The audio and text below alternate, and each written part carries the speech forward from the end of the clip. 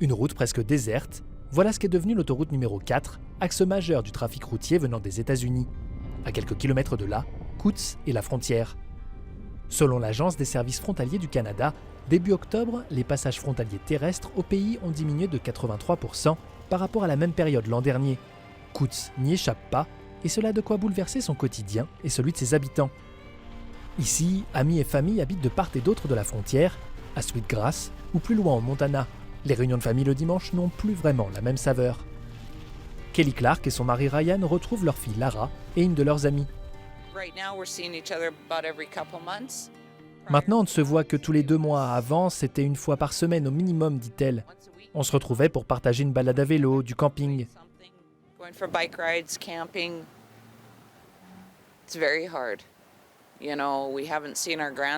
C'est très dur. Nous n'avons pas pu prendre notre petit-fils dans nos bras depuis près d'1 an. Nous ne pourrons pas passer Noël avec nos familles et nos amis. C'est vraiment dur.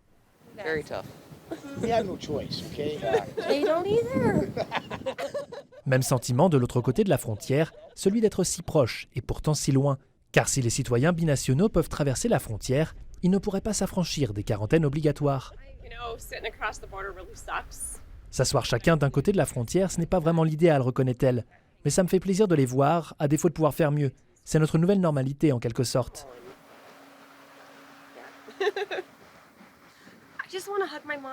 J'ai juste envie de prendre ma mère dans mes bras, dit-elle. On dit que pour prendre le pouls d'une ville, il faut se rendre au café. Et le moins que l'on puisse dire, c'est que l'heure n'est pas vraiment à l'hypertension. Les derniers mois ont été difficiles et certaines journées un peu longues. C'est décourageant quand vous ouvrez à 7 h du matin et que vous ne voyez pas de clients avant 1 h de l'après-midi, plaisante-t-il. Avant, il pouvait faire 600 à 800 $ par jour. Maintenant, c'est plutôt entre 300 et 400.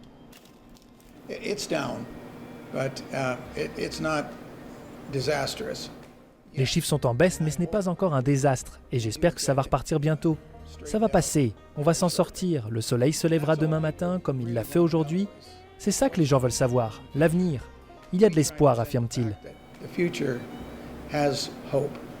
L'espoir de voir cette frontière rouvrir et pouvoir enfin retrouver la fameuse vie d'avant.